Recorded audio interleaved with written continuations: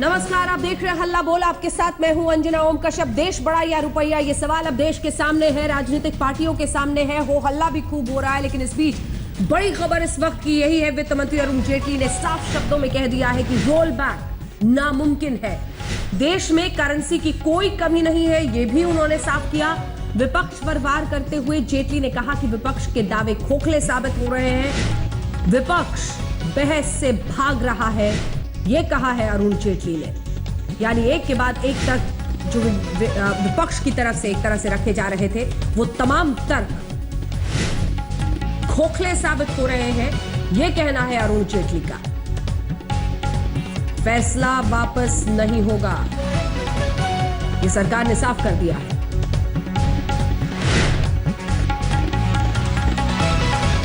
वित्त मंत्री अरुण जेटली ने मुख्यमंत्रियों का भी नाम लिया और कहा कि इस तरह से विरोध वो कर रहे हैं, वो लोगों के खिलाफ जा रहा है। ये आपको सुनाते हैं क्या कहा है अरुण जेटली ने। हम लोग चाहेंगे कि सभी राजनीतिक दल इसका समर्थन करें, लेकिन कोई ना कोई तर्क ढूंढ लेना कि ब्लैक मनी और क्राइम मनी ये रिप्लेस ना हो। बिल्कुल स्पष्ट कर दूं, जो आम आदमी पार्टी और तृणमूल ने कहा कि इसको रोल बैक करो, इसका कोई प्रश्न ही नहीं उठता। यह सरकार का, प्रधानमंत्री जी का एक स्पष्ट निर्णय है, इस देश की राजनीति को स्वच्छ करने का, इस देश की आर्थिक व्यवस्था को स्वच्छ करने का, और इस पे हम अडिग रहेंगे, कायम रहेंगे। आज मैंने देखा कि क्यूज भी छोटे हो गए, डिपॉजिट, विड्रॉल, ये सब काम अच्छा चल रहा है।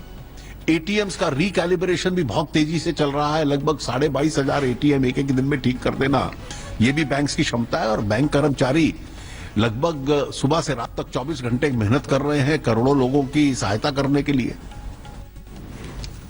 वित्त मंत्री अरुण जेटली ने साफ कर दिया है कि बैंक्स पूरी तरह से तैयार है, कैश की कमी नहीं है, सब कुछ बदल रहा है, पहले से परिस्थिति ठीक हो रही है। इस बीच विपक्ष को उन्होंने कहा कि विपक्ष है जो अब बहस से भाग रहा है। लेकिन हम ये क्यों कह रहे हैं कि देश बड़ा या रुपया, जिसके लिए सड़क से संसद तक संग्राम मचा है।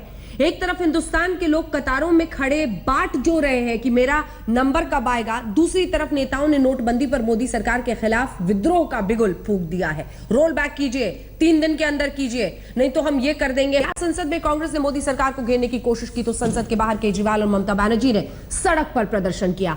मसला सिर्फ एक था, सबसे बड़ा रुपया।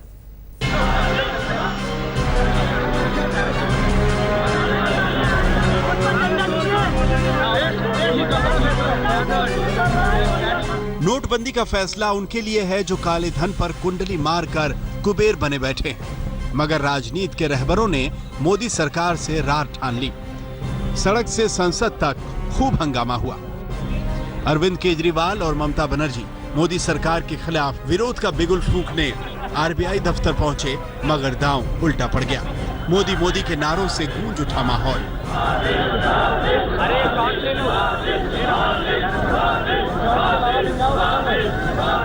पैसे एक्सचेंज कराने के लिए लोगों की भारी भीड़ थी, लेकिन सियासी कारपेट बिछाने पहुंचे 2 सीएम की ये जुगलबंदी लोगों को रास नहीं आई।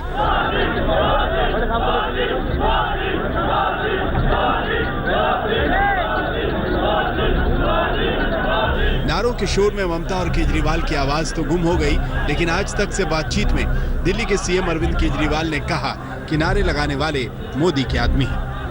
लेकिन जो पब्लिक थी यहाँ पर वो मोदी मोदी के नारे भी लगा रहे थे। सारे मोदी जी अब ये इनसिक्योर फील कर रहे हैं, बीजेपी वाले भेज रहे हैं अपने आदमी। इस तरह से होता है, मोदी मोदी के नारे लगाने से पेट भर जाएगा, अपने आदमी भेज देते हैं, 10 आदमी आगे चिल्लाने लग जाते हैं। मोदी मोदी ऐसे नहीं होता। ममता ने आज तक से बातचीत में एक बार फिर दोहराया कि लोगों को इससे निजात मिलनी चाहिए। हमारा जो सजेशन है, सुझाव है, गवर्नमेंट अगर सोचे इससे बाद अच्छा भी सुझाव जिसका हो उसको एक्सेप्ट करो, लेकिन नॉर्मल से रेस्टोर करो। नॉर्मल से रेस्टोर नहीं होगा तो बाजार बंद हो गया है, बेबी फूड नहीं मिल रहा है, डेवलपमेंट प्रोजेक्ट बंद हो गया है, 100 दिन का काम बंद हो गया है। इसके पहले ममता बनर्जी और केजरीवाल आजादपुर मंडी भी पहुंचे थे, मगर वहां भी इन्हें लोगों ने काले झंडे दिखाए।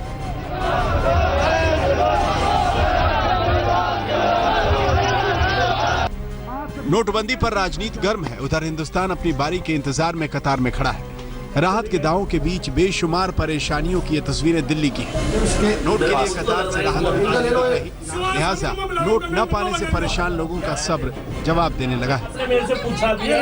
राजेश कौन है? राजेश, ये नंबर किसे? नंबर बंद कर रखा तुमने। तुम्हारा नंबर मैं मिला रहा हूँ, सिवान सामने नंबर मिला रहा हूँ, नंबर बन जाएगा। यार बंद की तो बात ये है, ये पड़ा हुआ कस्टमर का रिस्पॉन्स है और ये बैंक का तो खुला हुआ है। ये वाला क्यों दूंगा आपको? चलो छोड़ो, ये बैंक। ऐसी तस्वीरें पूरे मुल्क से आ रही हैं और इन सब के बीच लोगों को राहत देने के लिए वित्त मंत्रालय ने अहम फैसले लिए। आर्थिक मामलों के सचिव शक्तिकांत दास ने कहा कि शादी के लिए लोग अपने बैंक खातों से 2.5 लाख रुपए निकाल सकते हैं। किसान खाद और बीज खरीदने के लिए 25,000 रुपए तक निकाल सकते हैं। केंद्रीय कर्मचारियों को 10,000 रुपए एडवांस सैलरी देने का फैसला किया गया है। मगर ये राहत अभी आधी अधूरी है, क्योंकि ये देश मांगे रुपया। दिल्ली से जितेंद्र बहादुर सिंह के साथ आज तक ब्यूरो। किसके दिमाग में क्या चल रहा है, यही समझने की कोशिश करेंगे। जो आम आदमी सड़क पर खड़ा है, उसे कैश चाहिए, वापस नौकरी पर जाना है, रोजमर्रा का काम संभालना है। दूसरी तरफ नेता जो खड़े होकर नारे लगा रहे हैं, उनके दिमाग में क्या चल रहा है, ये समझने की कोशिश करेंगे। कई खास मेहमान हमारे साथ जुड़ रहे हैं। हमारे साथ संबित पात्रा जी, राष्ट्रीय प्रवक्ता भारतीय जनता पार्टी के, जुड़ रहे हैं। राज्यसभा सांसद कांग्रेस पार्टी की तरफ से राज बब्बर जी लंबे वक्त बाद हल्ला बोल पर हमारे साथ आए हैं। राज बब्बर जी, स्वागत है आपका। आशीष खेतान जी आम आदमी पार्टी की तरफ से हमारे साथ हैं। केसी त्यागी जी हमारे साथ सेक्रेटरी जनरल वरिष्ठ नेता जेडीयू के जुड़ गए हैं। मोहम्मद सलीम साहब सीपीआईएम के सांसद हमारे साथ जुड़ गए हैं। महुआ मित्रा कुछ देर में टीएमसी से हमारे साथ जुड़ेंगे। राज बब्बर साहब, आज कई लोगों को नाराजगी है गुलाम नबी आजाद साहब के बयान पर। गुलाम नबी आजाद साहब का उरी में मरने वालों की तुलना उन लोगों से करना जिनकी जान कतार में खड़े होकर गई है, क्या सही ठहराते हैं आप, आपकी पार्टी?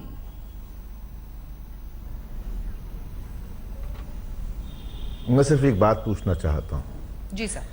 ये बीजेपी की प्रवृत्ति है, जो असली मुद्दा हो उससे ध्यान जो है आगे भटकाया जाए।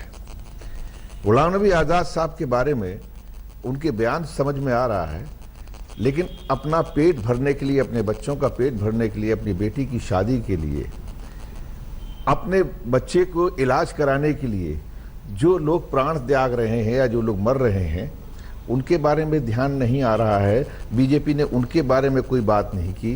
क्या बीजेपी इस बात को मानती है, या बीजेपी के वो नेता जो गुलाम नबी साहब के ऊपर जो उंगली उठा रहे हैं, और उस गुलाम नबी आज़ाद के ऊपर, मेरी बात सुनिए पूरी, उस गुलाम नबी आज़ाद के ऊपर, जिस गुलाम नबी आज़ाद के ऊपर अटैक हुए, उसके परिवार पे अटैक हुए, उसको बमों से उसके परिवार को उड़ाने की कोशिश की गई, गोलियों से छलनी करने की कोशिश की गई, उनके अपने रिश्तेदार जो हैं उनको किडनैप किया गया, खास रिश्तेदारों को उनका अंगूठा काट कर भेजा गया कि आप जो है, आप किसी भी तरीके से आप अपना सिर झुकाते हैं कि नहीं मिलिटेंट के सामने। उन्होंने कहा हरगिज़ नहीं झुकाएंगे। उस गुलाम नबी आज़ाद के ऊपर उंगली उठाई जा रही है, और उस गुलाम नबी आज़ाद को यह साबित किया जा रहा है, किस लिए? सिर्फ इसलिए कि मुद्दे से भटकाने की कोशिश की जा रही है। आज मैं सिर्फ सिंपल इतना पूछना चाहता हूं, सवाल गुलाम नबी आज़ाद साहब नहीं, मैं एक ही बात पूछना चाहता हूं। आज सवाल गुलाम नबी आज़ाद साहब नहीं है, आज सवाल है, क्या इस देश के अंदर एक तपाकी राजा ने तपाक से फैसला लिया, जिसकी आदत है तपाक से फैसला लेने की, कभी वो चला जाता है जहाज में बैठ के किसी की दावत खाने के लिए लाहौर चला जाते हैं, कभी वो चले जाते हैं बिहार में चुनाव में कहते हैं कि हम जो है 1.25 लाख करोड़ रुपया देंगे यहाँ पर, और ये उसके बाद में जब चुनाव हार जाते हैं तो वहाँ शक्ल नहीं दिखाते। ये ऐसे तपाक से काम करने वाले वो लोग, आज उस तपाकी राजा ने इस देश के अंदर 8 बजे जो है ऐलान करता है कि नोट बंद कर दिए जाएंगे। अरे भाई, तुम काले धन की बात कर रहे हो या काले नोट की बात कर रहे हो? सवाल ये होना चाहिए, बात इस पे होनी चाहिए। आज़ाद साहब ने जो कहा है, उन्होंने इस बात का खुलासा भी किया है और वो आगे भी करेंगे। ये कोई दूर की बात नहीं है। कल वो हाउस के एलओपी हैं और लीडर ऑफ अपोजिशन है, कल अपनी बात को अगर चाहेंगे विपक्ष के लोग तो उनको सरकार के लोग उनका जवाब भी दे दिया जाएगा। लेकिन मेरे ख्याल से मुद्दे को भटकाया ना जाए। आज जरूरत है लोगों की। उम्मीद ये करते हुए कि जो आपका जवाब है सर, जो आपका जवाब है, उरी में जो शहीद हैं उनकी पत्नियों को भी उतनी ही समझ में आए जितना आप सशक्त तरीके से इसे बोल रहे हैं। मैं लौटूंगी इस पर, लेकिन उससे पहले तपाकी राजा का तपाक सा फैसला। मैं इसलिए कहना नहीं आप राज बब्बर जी, बात सुननी पड़ेगी। राज बब्बर जी, आपने अगर कहा शहीदों की पत्नियों की बात की है, तो शहीद की पत्नी को भी यही समझाएंगे कि जो शख्स कतार पर खड़ा होकर कतार पर खड़ा होकर जिसकी जान जा रही है वो शहादत से बराबर कहना चाहता हूं हाँ। कि जो लोग शहीदों की पत्नी, जो लोग शहीदों के ऊपर जो राजनीति करते हैं, उनके जो शहीद हो जाने के बाद में उन लोगों को भी समझने की कोशिश करनी चाहिए कि आज बात कहां हो रही है, कहां ले जा रहे हैं। उन्होंने कहा कि जिस तरह से सीमाओं पर लोग मर रहे हैं, उस तरह से आज यहां पर लोग मर रहे हैं। गिनतियां पे आप जा रहे हैं कि वहां कितने मरे और आज कितने मरे। उन्होंने कहा कि लोग मर रहे हैं, कोई ये सरकार ख्याल नहीं कर रही है, ये उन्होंने कहा। ठीक है, बहस पर वापस मुद्दे पर लौटते हुए, क्योंकि हम भटकना नहीं चाहते हैं। संबित पात्रा जी, सीधा आरोप है राज बब्बर जी का तपाकी राजा का तपाक लिया हुआ फैसला है। शुक्र है कि हमारे पास आज एक ऐसा प्रधानमंत्री है जो ये निर्णय लेने के काबिल तो हैं, जिनमें ये साहस तो है कि देश को ठीक करे। आप देखिए अंजना जी, यहाँ जितने लोग पैनल में बैठे हैं, मैं सबका व्यक्तिगत रूप से सम्मान करता हूँ, मगर उनके इस आइडिया का मैं सम्मान नहीं करता हूँ जिस आइडिया को वो कहते हैं कि नहीं, होर्डर्स और जो ब्लैक मार्केटियर्स हैं उनको प्रोटेक्ट करिए। एक बहुत फेमस कहावत है जिसको कि मनमोहन सिंह जी ने अंग्रेजी में कोट किया था 1991 में, वो मैं कहावत कह दूं। जब उन्होंने इकोनॉमी ओपन की थी, उन्होंने कहा था, no power in this world can stop an idea from coming whose time has come. कोई अगर आइडिया का समय आ गया है, कोई उसे रोक नहीं सकता। संबित जी, मोदी जी ने भी कहा था कि हम मिनिमम गवर्नेंस करेंगे, और सॉरी माफ कीजिएगा, मिनिमम गवर्नमेंट मैक्सिमम गवर्नेंस। तो यहां पर तो तंत्र ही तंत्र दिख रहा है। देखिए, मैं इसका उत्तर देता हूं। हाँ। इसमें यहाँ जितने लोग बैठे हैं सभी ने हमसे प्रश्न पूछा कि 15 दिन हो गए मोदी जी को प्रधानमंत्री बने, काला धन का क्या कर दिया। जब विदेशी काला धन के ऊपर हम अटैक कर रहे थे तब हमसे पूछा जा रहा था घरेलू काला धन तो 60% है, इसका क्या कर लिया। जब हमने सर्जिकल स्ट्राइक काला धन पे किया तो सवाल उठता है क्यों अटैक कर दिया, करना ही नहीं चाहिए था। आप बताइए, हम में से कौन है जो ये नहीं चाहता है कि देश के अंदर जो काला धन है उसके ऊपर अटैक हो, और अटैक हो रहा है तो पीड़ा। मैं आपको बता दूं अंजना जी, हाँ ये सच बात है कि लाइन में खड़े लोगों को परेशानी हो रही है, मगर हम में से हर किसी ने सुना है कि लाइन में खड़ा आदमी अगर परेशान भी है तो वो कह रहा है कि मोदी जी ने ठीक किया है, हम परेशानी तो झेल लेंगे मगर देश सुधर जाएगा। सबसे ज्यादा परेशानी उन राजनेताओं को हो रही है जिनके पास काला धन है। उन नेताओं को आज ममता बनर्जी को परेशानी इसलिए है कि शारदा चिट फंड के पैसे उनके पास है, बांग्लादेश से जो काउंटरफिट करेंसी आ रही है उससे उनको फायदा हो रही है। कांग्रेस को क्यों परेशानी हो रही है ये पता नहीं क्या हमको। 2 करोड़ की गाड़ी में बैठ के 4000 रुपए के लिए जब राहुल गांधी आते हैं ना तो देश उनसे सवाल पूछता है, अरे वो जो सोनिया जी के लॉकर के अंदर, सोनिया जी के अलमारी के अंदर करोड़ों करोड़ों रुपए बैठे हुए हैं, वो कोरे कागज बन गए हैं। तो स्वाभाविक है आज देश इन लोगों से पूछ रहा है, जनता नहीं पूछ रही है, जनता को परेशानी हो रही है और हम सब ने सर झुका के कहा है हम इन परेशानियों को दूर करेंगे। संबित जी माफ कीजिएगा, एक सवाल है सर, थोड़ा सवाल है सर, जब आपको पता ही है कि किसकी अलमारी में कितना पैसा है तो रेड करके पकड़ क्यों नहीं पाते आपके डिपार्टमेंट? तो रेड भी तो कर रहे हैं, कहां रेड नहीं कर रहे हैं? रेड कर रहे हैं तो ये कहते हैं रेड क्यों कर रहे हैं? किसने कहा रेड नहीं किया? हमने क्या रॉबर्ट वाड्रा पे रेड नहीं किया था? इस सरकार ने रॉबर्ट वाड्रा पे भी रेड किया है, रॉबर्ट वाड्रा के खिलाफ FIR भी दायर की है, नहीं किया है क्या? उस समय ये कह रहे थे ये वेंडेटा की राजनीति है, ये बदले की राजनीति है। मैं आपको बता दूं, देशवासियों को बता दूं, जिन लोगों ने देश के पैसे को लूटा है और अपने पास रखा है उनको बख्शा नहीं जाएगा, और जिन्होंने कुछ नहीं किया है वो मुस्कुराए, उनके पास खोने के लिए कुछ नहीं है। जो मुस्कुराहट तो मोहम्मद सलीम साहब भी रहे हैं। नहीं ठीक है, सलीम साहब मुस्कुराएं, वो इसका बिल्कुल स्वागत करें। अगर उनके पास, उनके पार्टी के पास, मैं उनके से हिसाब उनके पार्टी के लिए कह रहा हूं, उनके पार्टी के पास छुपाने के लिए कुछ नहीं है काला धन, तो वो परेशान क्यों है? सलीम साहब,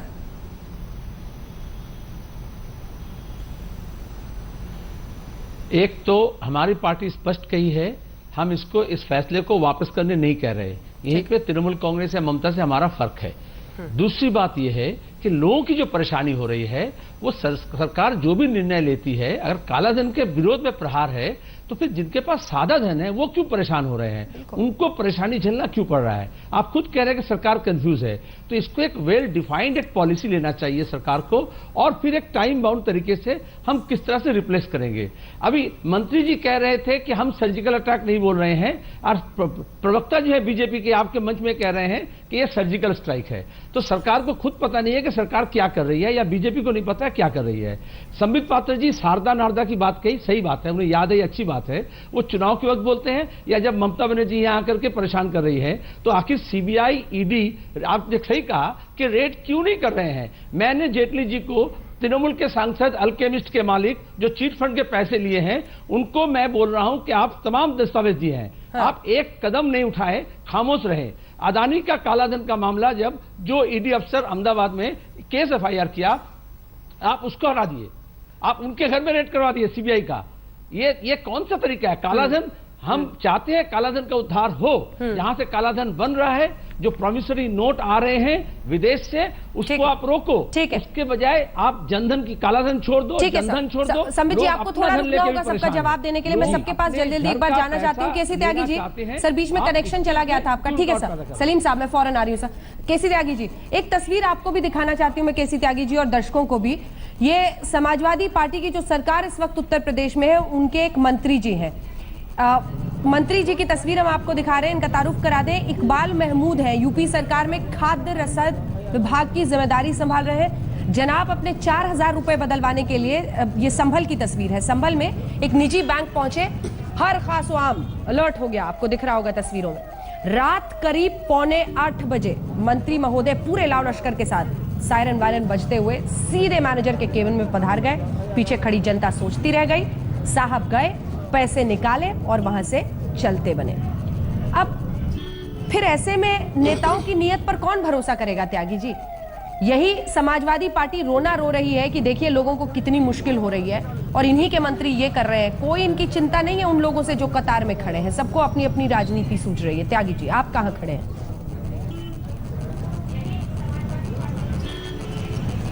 हम समाजवादी आंदोलन में लंबे समय से 500 और 1000 रुपए का नोट बंद होना चाहिए, इसके समर्थक रहे हैं। जयप्रकाश जी के आंदोलन में वीएम तारकुंडे की अध्यक्षता में भी कमेटी बनी थी कि चुनाव में काले धन का बहुत दुरुपयोग होता है, उस पर अंकुश लगना चाहिए। मुरारजी भाई जब हमारे पहले प्रधानमंत्री बने जनता पार्टी के, हमारे आंदोलन के, उन्होंने भी बड़े नोट का चलन बंद किया था। हम सरकार के इस फैसले का स्वागत करते हैं जिसमें उन्होंने 500 और 1000 के नोट बंद किए हैं। ये लगभग 50 लाख करोड़ रुपए की, और अंजना जी देश में 18 लाख करोड़ रुपए का चलन है नोट का। आज की तारीख में 50 लाख करोड़ की पैरेलल काले धन की व्यवस्था है जो राजनीति को प्रभावित करती है, जो सरकार को गिराने में काम आती है, और जो धनाढ़ लोग हैं उन्हीं के लोग प्रतिनिधि बनकर के जाएं। मेरे मित्र बैठे हैं संबित पात्रा जी, इनकी पार्टी की सरकार की इस बात की तारीफ करते हुए कि उन्होंने अच्छा काम किया है। इनको 608 करोड़ रुपए का डोनेशन मिला है अकॉर्डिंग टू ADR। एक दूसरा जी, वीआईपी, आपने कल्चर की बात की, कल एक शादी हुई है बंगलोर में, जो भी कांग्रेस पार्टी का और बीजेपी का नेता उस 500 करोड़ रुपए की पार्टी में गया जहां गरीब के बच्चे और बच्चियां लाइन में लगे हुए हैं अठन्नी चवन्नी के लिए। मैं चाहता हूं दोनों पार्टियां अपने अपने नेताओं को बर्खास्त करें कि पैसे के काले धन के इस भोंडे प्रदर्शन में कांग्रेस के और बीजेपी के नेता क्या करने के लिए गए थे। और मुझ समेत इंक्लूडिंग माई सेल्फ, हम सब लोग जो मंच पे बैठे हुए हैं, ये कसम खाएं कि जहां काले धन के खुला प्रदर्शन से जहां शादियां प्रदर्शन होंगे, हम लोग नहीं जाएंगे। जी त्यागी जी, आज ये वैसे काले धन की व्यवस्था ने पूरे देश को चौपट कर दिया। विदेश से शुरुआती बातों से मुझे एनडीए के पुराने दिन याद आ गए आप लोगों के, जब आप साथ थे। नहीं, मुझे तो जनता पार्टी के याद आ रहे हैं जब हम मुरारजी भाई के नेतृत्व में, चरण सिंह जी के नेतृत्व में ये काम किए थे। 1978 में जो 1000 का 5000 का नंबर नोट था उसको बंद किए थे। मेरा ये कहना है कि इतने संसाधन जुटा करके जिस प्रधानमंत्री ने चुनाव जीता हो, जिसकी पार्टी ने 608 करोड़ रुपए चंदे में लिए हों, उस प्रधानमंत्री से हम संपूर्ण सफाई की उम्मीद नहीं करते। चलिए ठीक है, आशीष खेतान साहब, खर्च करके, आशीष खेतान साहब, कॉर्पोरेट के लाडले बंद करके आप काले धन समाप्त करेंगे, मुझे उम्मीद नहीं होती है। ठीक है, आजादपुर मंडी में इतनी बड़ी रैली और फिर वहां से आरबीआई के बाहर में मुख्यमंत्री का ममता बनर्जी के साथ पहुंचना और वहां पर कहना कि 3 दिन के अंदर रोल बैक कीजिए, नहीं तो ... क्या समझे हम इसका अर्थ, क्या करेंगे? क्योंकि सरकार तो रोल बैक के मूड में दिख नहीं रही है।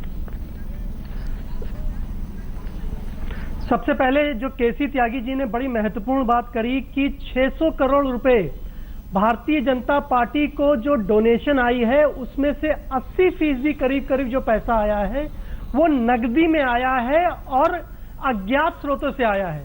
तो उसके खिलाफ सर्जिकल स्ट्राइक कब प्रधानमंत्री जी करेंगे, नंबर 1।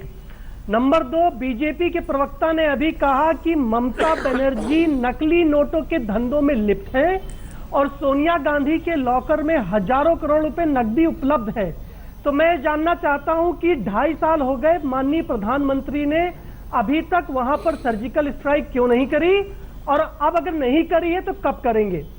नंबर 3, कल इंडियन एक्सप्रेस देश का बड़ा प्रतिष्ठित अखबार है, उसमें खबर छपी कि बिरला की डायरी बरामद करी इनकम टैक्स डिपार्टमेंट ने, जिस डायरी में लिखा था कि 25 करोड़ रुपए का भुगतान गुजरात के मुख्यमंत्री जी सर, ये पिछले 3 दिन से आप लगातार दिखा रहे हैं आशीष जी। हम ये उम्मीद रखेंगे कि जैसे मैंने संबित पात्रा जी को सीधे टोका था कि आपको पता है कि पैसे रखे हुए हैं किसके अलमारी में, तो आप रेड क्यों नहीं कराते हैं, वैसे ही आप भी अब सरकार के ही हिस्सा हैं। इसीलिए हमें जांच प्रक्रिया का सम्मान इस देश में करना चाहिए और सिर्फ आरोप लगाकर चले जाने से नहीं होता है।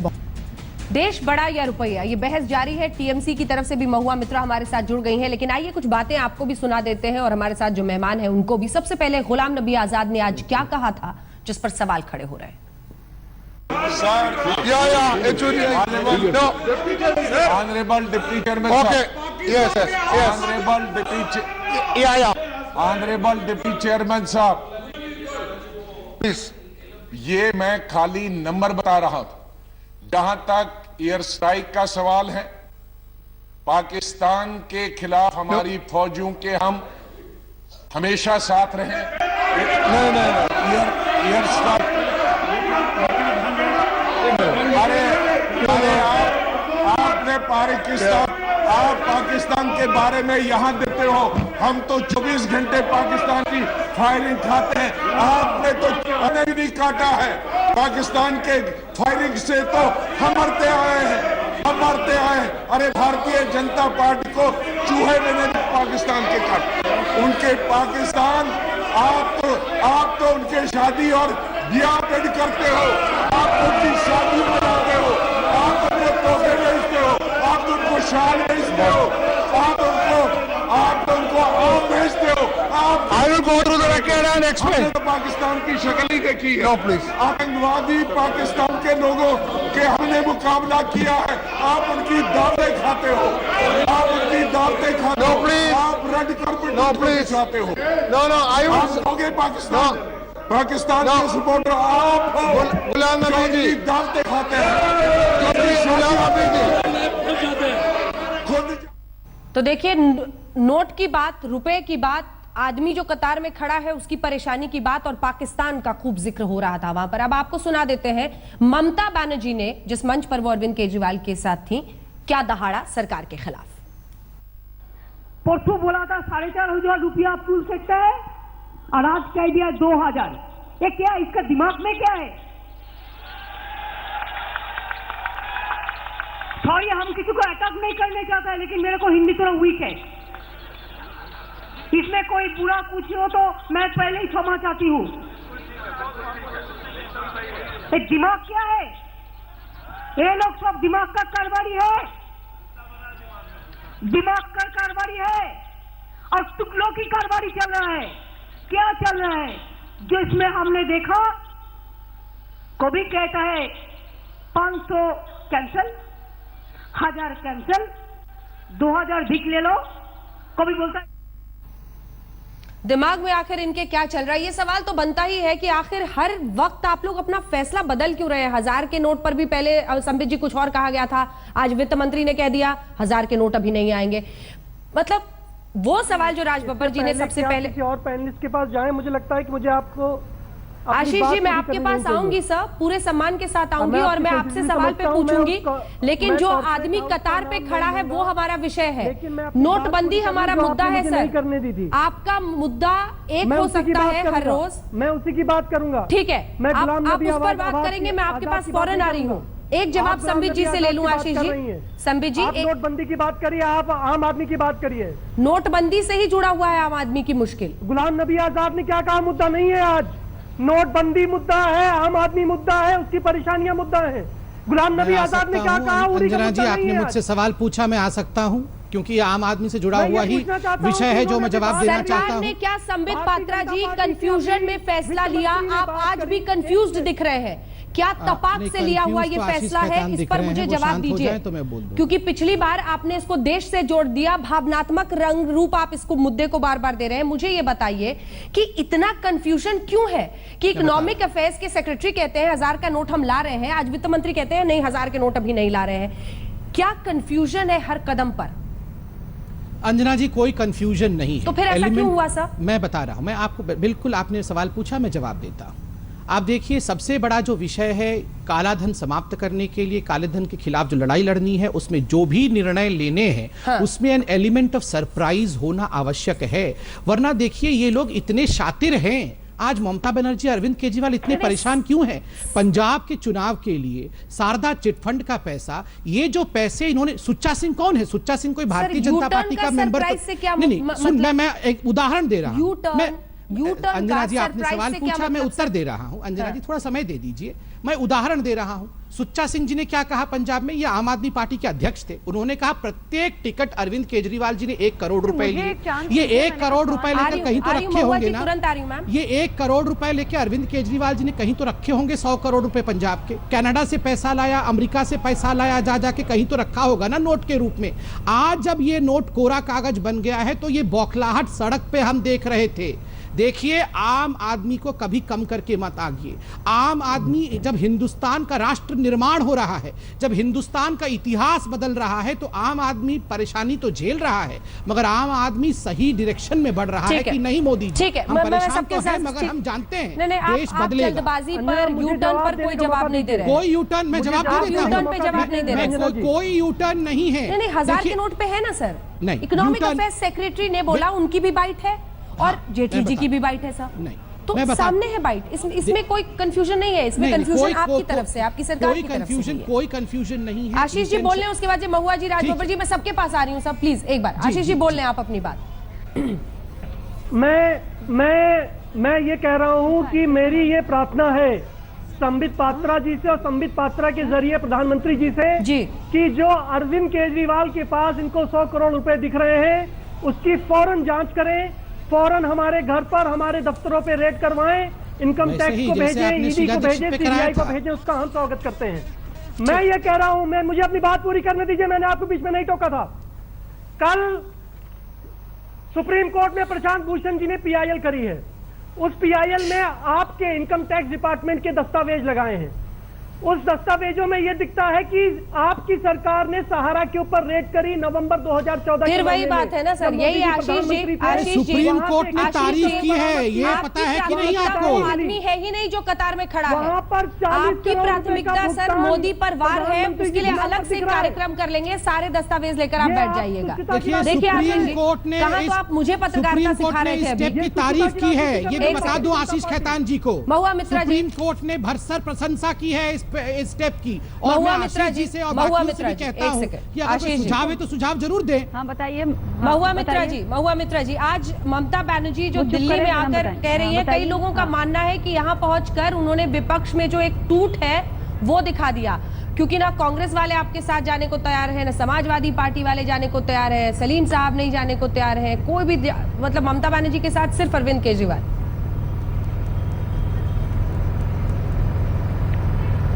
पहले तो हम 2-3 चीज बताएंगे। हमारे कनेक्टिविटी यहाँ पे पुअर थे, सो आई केम लेट, हमने यहाँ पे देर हो गई, पर हम लास्ट 15 मिनट से बहुत शांति से आपके बात सुन रहे हैं। 2-3 चीज हम कह रहे, पहले तो हम आपके सवाल का जवाब देना चाहते हैं कि ये जो आप जैसे सवाल कर रहे हैं ना, जैसे हम दोषी है और इन आरोप से हमको अपना जस्टिफिकेशन देना है, नंबर 1, बंगाल की चीफ मिनिस्टर है ममता बनर्जी। 9 करोड़ आदमी हमारे बंगाल में रहते हैं, हम उनके जिम्मेवार हैं, राइट।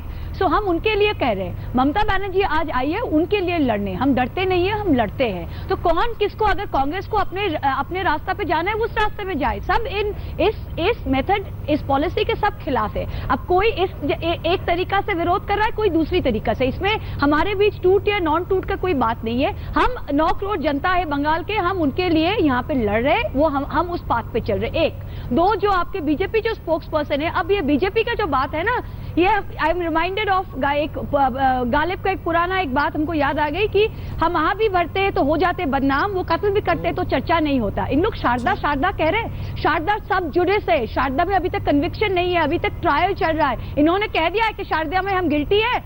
अगर उस पैरामीटर से जाए ना, तो आपके बीजेपी के जो प्रेसिडेंट है वो मर्डर चार्ज पे जेल में रह चुके हैं। तो आप हमको शारदा पे मत शिकायत, क्योंकि अगर शारदा सब जुड़े थे और जनता की अदालत में हमको 3-3 बार पास करी है। तो आप बताइए मुझे, मैं आपको बता दूं कि चार्जशीट तक नहीं हुआ है, so please take back your words. आप अपने शब्द वापस ले लीजिए। आप नहीं इंटरप्ट, क्योंकि आप गलत तथ्य रख रही हैं। करके प्लीज मैंने संबित जी रुक जाए सब, इंटरप्ट नहीं किया। संबित जी प्लीज, आप अपना हर आरोप आप जैसे भी चाहे लगा रहे हैं, जैसे भी चाहे मन चाहे आप आरोप लगा रहे हैं। हमने इंटरप्ट नहीं किया, आशीष जी ने इंटरप्ट नहीं किया। अब हम जो कह रहे हैं वो आप सुनिए। ठीक है, राज बब्बर जी, साधु संत बस आप ही बचे हुए हैं, हम सब बेईमान हैं। राज बब्बर जी, सबसे बड़े संत अरुण जेटली जी ने कहा है कि विपक्ष बहस से भाग रहा है, इस पर आपका जवाब।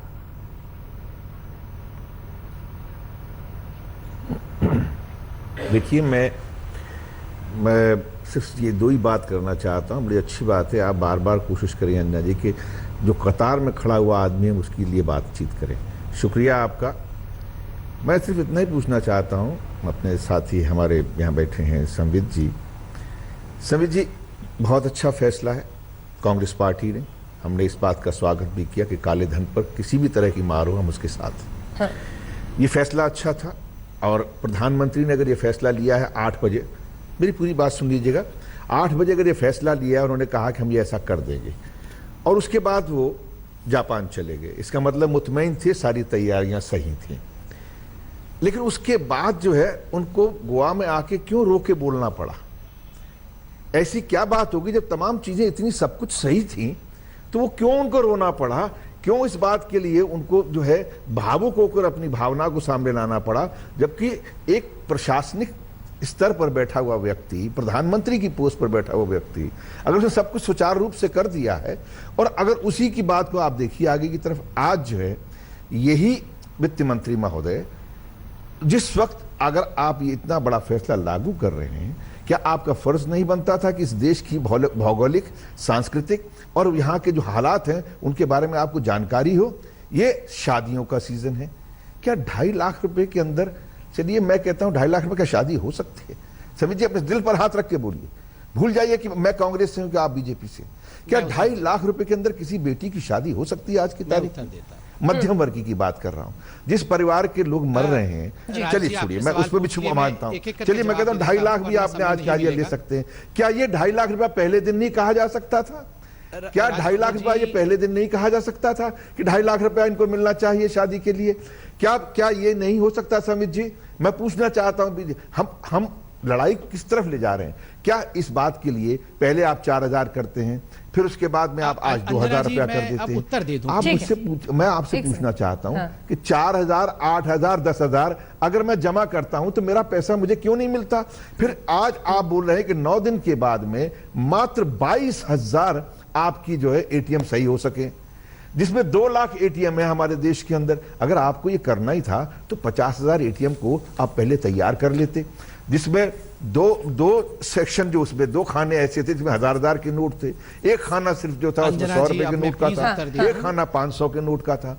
आपने उनको चेंज नहीं किया। 100 रुपए के खाने में मात्र 4 लाख रुपया आता है, उस 4 लाख के अंदर आप जो है 86% जो है आपकी इकोनॉमी, जो आपका जो पैसा है, आपका जो अर्थव्यवस्था का, वो आप निकाल के लीगल पैसे को निकाल के एक तरफ कर देते हैं। अब मैं उत्तर ठीक है राजबब्बर जी, आपकी तमाम बातों का जवाब लेते हैं सर, आपकी तमाम बातों का जवाब लेते हैं। एक सेकंड, ठीक है, ये 2.5 लाख वाली शादी, एक सेकंड, ये 2.5 लाख वाली शादी का चूंकि उन्होंने जिक्र किया कि अब 2.5 लाख जाकर आखिरकार ये सब ले सकते हैं, ये भी आपने बाद में, सवाल ये है कि क्या गिनी पिग की तरह आपने लोगों के साथ ये एक्सपेरिमेंट किया और अब रह के आप कर रहे हैं। लेकिन इसी के साथ जरा जनार्दन रेड्डी की शादी की भी तस्वीरें मैं दिखाना चाहती हूं जिसका त्यागी जी ने जिक्र किया, और फिर त्यागी जी की बात को आगे ले जाते हुए, क्या आपका आईटी डिपार्टमेंट इस शादी में जो खर्च किया गया है उस पर रेड करेगा, उसकी जानकारी करेगा, उसके बारे में जिस तरह से इन्वेस्टिगेशन होना चाहिए उसको आगे ले जाएगा? क्या ये वादा आप या आपकी पार्टी का कोई नेता कर सकता है? ये मुद्दा है आपके लिए? अगर काला धन आपके लिए सबसे बड़ा मुद्दा इस वक्त देश का, देखिए ये तस्वीरें, और पूरी जगह को इस तरह से 500 करोड़ रुपए खर्च करके सजाया गया था जिसमें बीजेपी से लेकर कई पार्टियों के नेता पहुंचे थे। काले धन पर देश में बहस, कतार में खड़ा आदमी की जान जा रही है, और फिर ये तस्वीरें शर्मसार करती हैं संबित जी आपको? देखिए अंजना जी, मैं अपने दिल से कुछ बात कहूंगा। नंबर 1, ऐसे प्रश्न हमसे पूछा जा रहा है मानो हमने 14-15 लाख करोड़ रुपए देश का लूट लिया। कांग्रेस सरकार ने देश का 15 लाख करोड़ रुपए 10 वर्षों में लूटा। हम क्या कर रहे हैं? हम ये कोशिश कर रहे हैं कि ये पैसा देश के अंदर जो है वो देश के अंदर वापस आए, और देश के, सर मैं आपको इंटरप्ट नहीं कर रहा था, मैं आपको इंटरप्ट नहीं कर रहा था सर, मैं प्लीज बोल लूं, आपने बहुत देर बोला। सॉरी, थैंक यू, मैं समझ रहा था। देखिए हम क्या कर रहे हैं अंजना जी, देश समझ रहा है, हम देश के पैसे को किसके लिए बचा रहे हैं आप भी जानती है। आज अरविंद केजरीवाल जी ने खुद कहा 10 लाख करोड़ रुपए बैंकों में आ जाएगा, बैंक में आएगा ना, मोदी जी के घर में तो नहीं जाएगा ना। अगर 10 लाख काला धन बैंक में आ जाएगा तो किसके लिए जाएगा? गरीब की बेटी की शादी के लिए जाएगा, गरीब की बेटी की पढ़ाई के लिए जाएगा, गरीब की बेटी के लिए इलाज के जाएगा, गरीब की। मुझे 10 सेकंड और दीजिए प्लीज, बहुत देर बोला था, बहुत देर उन्होंने प्रधानमंत्री के रोने पर सवाल उठाया, मुझे उस पर जवाब देने दीजिए जल्दी से। प्रधानमंत्री क्यों रोए? प्रधानमंत्री इसलिए रोए क्योंकि प्रधानमंत्री जानते हैं कि देश उनके साथ खड़ा है और देश को बदलना है। अगर हमें सिंगापुर और अमेरिका जैसे बनना है, जो आप लोग कहते कब बनेंगे हम संघाई, कब बनेंगे हम सिंगापुर, ऐसे थोड़ी बन जाएंगे। थोड़ा परेशानी तो राष्ट्र निर्माण में हम सबको झेलना पड़ेगा ना, और जनता इस बात को समझती है। आप अरविंद केजरीवाल, ममता बनर्जी इस बात को नहीं समझ रहे हैं, देश को बरगला रहे हैं। इतिहास जब लिखा जाएगा राजबब्बर साहब, तो इतिहास के सही दिशा में खड़े होने का प्रयत्न कीजिए। इतिहास के सही दिशा में नरेंद्र मोदी खड़े हैं क्योंकि वो बदल रहे हैं। ठीक है, एक सेकंड, केसी त्यागी जी, वो कह रहे हैं कि मोदी जी के अकाउंट में तो पैसा जा नहीं रहा है, बैंक में जा रहा है। ये आरोप किसी ने नहीं लगाया है कि ये पैसा मोदी जी के अकाउंट में जा रहा है। हमारा ये कहना है कि आपका होमवर्क ठीक नहीं है। गांव का जो किसान है जिसके पास 20-30 लाख रुपए उसकी जीवन भर की जमा पूंजी है, अब वो ब्लैक हो गई है। उसे बीमारी का इलाज कराना, बच्चों की पढ़ाई करानी है, उसको फसल बोनी है, उसके लिए खाद चाहिए, बिजली चाहिए, पानी चाहिए। ये जो गमलों में खेती कर रहे हैं उनको गांव के लोगों की परेशानियों की दिक्कत नहीं है। लाखों लाख शादी गांव में कैंसिल हो गई है, 2.5 लाख में तो सूट भी नहीं बनता आजकल। जी त्यागी जी, जल्दी से कंक्लूडिंग रिमार्क सलीम साहब आपकी तरफ से, सर जल्दी से। सर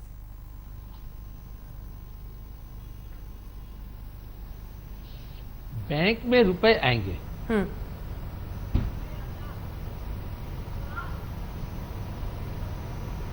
बैंक में रुपए आएंगे, बात सही है, लेकिन उससे वो सब गरीब जनता के उत्थान के लिए होगा।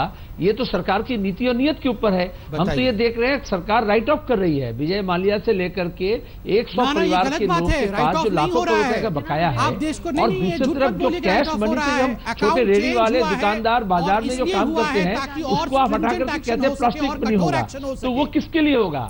आप मल्टीनेशनल कंपनी के हाथ में हमारे इकोनॉमी को दे रहे हैं, और हमारे गांव के शहर के जो बाजार है वहां जो लेन देन होता है उसको आप कमजोर कर रहे हैं। इससे हमारे जो डिमांड है वो कम जा रहे हैं, और जब डिमांड कम जाएंगे तो उसका असर सब में होगा। जैसे गांव का खेती से शुरू हुआ, कल इंडस्ट्रियल प्रोडक्शन भी आएगा।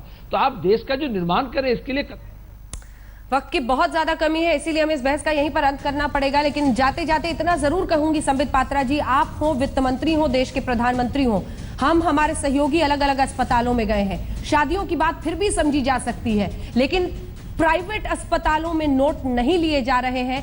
कई लोग इतने ज्यादा हताश और परेशान हैं, इसका ख्याल रखना भी आपकी जिम्मेदारी है और इस जिम्मेदारी को पूरा ना करना बहुत बड़ा अपराध होगा। प्राइवेट अस्पतालों में जो नोट नहीं लिए जा रहे हैं उसकी गंभीरता को आपको समझना भी चाहिए और फिर उस पर कुछ करना भी चाहिए। देखते रहिए आज तक।